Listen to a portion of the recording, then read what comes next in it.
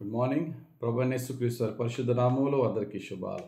ఈరోజు మన దినాత్మీయ ఆహారంగా సామెతల గ్రంథం 3:27 మేలు చేయుట నీ చేతనైనప్పుడు దాన్ని పొందదగిన వారికి చేయకుండా వెనుక తీయకము. ఎదుటి వారికి సహాయం చేసే అవకాశం నీకు దొరికినప్పుడు చేయడం మానొద్దు అనే వాక్యం చెప్తుంది. ఎందుకు చేయడం మానొద్దు అంటే అసలు ఆ సహాయం చేసే అవకాశము, సహాయం చేసే సామర్థ్యము, సహాయం చేసే శక్తి నీకు ఇచ్చిన దేవుడు. ఎందుకంటే వానికి సహాయం చేయటానికే. మనల్ని దేవుడు ఒక మంచి స్థితిలో పెట్టాడు అంటే దానికి అర్థం ఏంటంటే మనం ఒకప్పుడు దేవునికి విరోధంగా మన పాపపు జీవితముతో దేవుని బాధపరుస్తున్న మనము ఆయన ఉచితమైన రక్షణ, ఆయన పరిశుద్ధమైన రక్తము మన జీవితంలో ఆయన యొక్క కార్యము జరిగింది. ఆయన రక్తముతో మన పాపములను కడిగి మనల్ని ఉచితంగా క్షమించి పరిశుద్ధపరిచి ఆయన మంచిని ఈ లోకానికి క్రియల ద్వారా చూపించడానికి దేవుడు మనల్ని ఏర్పరచుకున్నాడు అనే సత్యాన్ని గమనించాలి. ఈరోజు నేను ఏదన్నా మంచి చేస్తున్నానంటే దేవుడు నా పట్ల ఆయన కలిగిన ఏర్పాటులో ఇదొక భాగము అనే సత్యాన్ని తెలుసుకోవాలి. ఎందుకంటే తీతుకు రాసిన పత్రికలో ఈ మాట మనం చూస్తున్నాం. 2వ అధ్యాయం 14వ వచనములో ఆయన సమస్తమైన దుర్నీతి నుండి మనల్ని విమోచించి సత్క్రియలందు ఆసక్తి గల ప్రజలను తన కోసము పవిత్రపరచుకుని తన సొత్తుగా చేసుకొనుటకు తన్ను తానే మన కొరకు అర్పించుకొనెను. యేసయ్య శిలువ మీద అలాగ అర్పింపబడడానికి గల కారణం ఏంటంటే పాపులమైన మనలను మన దుర్నీతి నుండి విడిపించి తర్వాత మనం సత్క్రియలు చేయటానికి తన కోసం ఆయన మనల్ని పవిత్రపరచుకుని ఏర్పరచుకున్నాడట. ఇప్పుడు యేసుప్రభు లేడు ఈ భూమి మీద, కానీ ఆయన ప్రతినిధులుగా మనం ఉన్నాం. ఆయన ప్రేమని లోకానికి క్రియల రూపంలో చూపించగలగాలి. చాలామంది మాటల్లో చూపిస్తారు కానీ క్రియల్లో చూపించరు.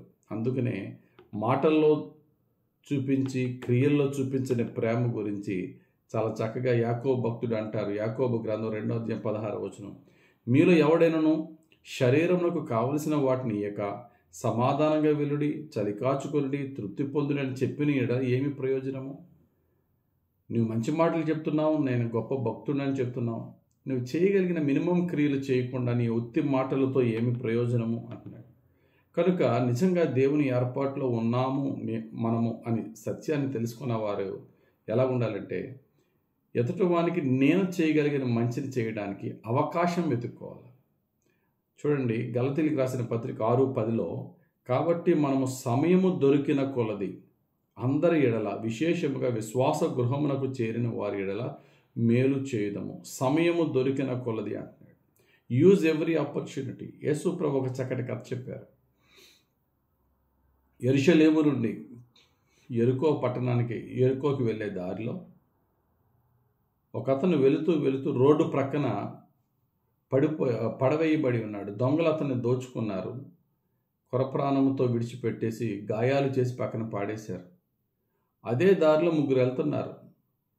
లేవీయుడు వెళ్ళాడు, యాజకుడు వెళ్ళాడు, సమరయుడు వెళ్ళాడు. ఈ యాజకుడు అంటే చక్కటి దేవుని యొక్క యెహోవా ధర్మశాస్త్రం యొక్క బోధలను బోధించేవాడు. అదే గోత్రానికి చెందిన వాడు లేవీయుడు. వీళ్ళిద్దరికీ ముందు ఆపర్చునిటీ వచ్చింది వానికి హెల్ప్ చేయడానికి. కానీ వాళ్ళు చూశారు, కానీ చూసి ఇలా పక్కకి నుంచి వెళ్ళిపోయారు. వారి వెనకాతలు వచ్చాడు సమరయుడు. ఆ రోజుల్లో అంటరాని వారిని పిలువబడుతున్న సమరయుడు. అతన్ని చూసి వెళ్ళిపోలేదు. అతనికి ఏ మంచి చేయాలో మంచి చేశాడు, ఆదుకున్నాడు. అందుకనే మనం అతన్ని మంచి సమరయుడు అన్నాం. మంచి యాజకుడు, మంచి లేవీయుడు అనేది బైబిల్ ఎక్కడ లేదు. మంచి సమరయుడు అని ఉంది బైబిల్లో. దేవుడు చెప్తున్న మాట ఏంటంటే బేదలను కనికరించువాడు యెహోవా కప్పించువాడు అనే మాట ఉంటుంది. సామెతల గ్రంథం 19వ అధ్యాయం 17వ వచనంలో బేదలను, ఆపదలు ఉన్న వారిని కనికరిస్తే దేవునికి అప్పిచ్చే అంత గొప్పవారం అవుతామట. దానితో ఆగలేదు. ఇంకొంచెం తర్వాత దాని నెక్స్ట్ లైన్ ఏమన్నాడంటే వాని ఉపకారమునకు ఆయన ప్రత్యుపకారము చేయును. కొంతమంది దరిద్రమైన, దీనమైన, దౌర్భాగ్య స్థితిలో ఉన్న వారికి మనం వెళ్ళి సహాయం చేసినప్పుడు వాళ్ళ నుంచి మనకు రిటర్న్ ఏమి రాదు, వారి నుంచి మనకేమి ఫలమేమి రాదు. కానీ ప్రభు ఇస్తున్న అష్యూరెన్స్ ఏంటంటే వాని ఉపకారమునకు ఆయనే, అంటే దేవుడే ప్రత్యుపకారం చేస్తారు. ఎప్పుడు చేయాలో అప్పుడు చేస్తారు. కనుక ప్రియులారా, ఈరోజు ప్రభు మనకిస్తున్న వాక్యం ఏంటంటే ఎదుటి వానికి సహాయం చేయాలంటే నేనే పెద్ద పేదవాడిని, నేనే దిక్కులేని దాన్ని, నేనే ఇబ్బందులు ఉన్నా అనుకోవద్దు. నీ చేతనైనది చేయమన్నాడు. నువ్వు చేయలేనిది చేయక్కర్లేదు. మన చేతనైనది ఎదుటి వానికి చేద్దాం. చేస్తున్నప్పుడు మనం మనసులో ఒకటి అనుకుందాం, ఈ మంచి పనిని చేయటానికి యేసు ప్రభు ఈ లోకానికి వచ్చి నన్ను విమోచించి నాకు ఈ భాగ్యాన్ని ఇచ్చాడు అని చేద్దాం. రిటర్న్ ఆ వ్యక్తి దగ్గర నుంచి ఆశించొద్దు. ప్రభు ద్వారా జీతం పొందుకుందాం. ఆ విధంగా మనం చేయగలిగితే, మనం చేసేది ఎంత అయితే ప్రభు ఇచ్చే జీతం చాలా గొప్పది. ఆ జీతం మనలను అనేక దీవెనలకు తీసుకుని హెచ్చిస్తుంది.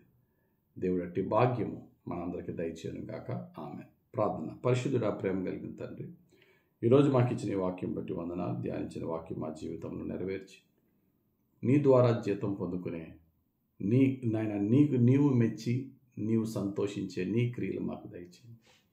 మాలను వ్యర్థతను తొలగించండి, పవిత్రతను దయచేయండి. సమయాన్ని సద్వినియోగపరచుకొని నీకు నీ రాజ్యమునకు ఉపయోగకరంగా ఈ లోక ప్రజలకు నాయనా నీ ప్రేమను క్రియల్లో చూపించుటకు, నీ వాక్య సత్యాన్ని వివరించుటకు నీ పరిశుద్ధాత్మతో నీవే మమ్మల్ని నడిపించమని, మా చేతనైనంత మటుకు ప్రతి అవకాశాన్ని సద్వినియోగపరచుకొని తోటి మనుషులకు నీ ప్రేమను, నీ వాక్య సత్యాన్ని మాటతోనూ క్రియతోనూ కూడా చూపించగలిగే భాగ్యాన్ని మాకు దయచేయమని యేసుక్రీస్తు వారి పరిశుద్ధ నామంలో ప్రార్థించి వేడుకొంచున్నాము తండ్రి.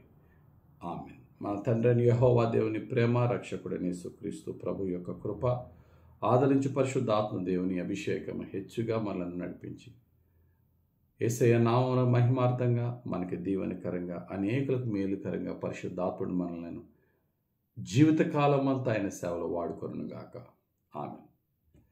God bless you. Have a very blessed day.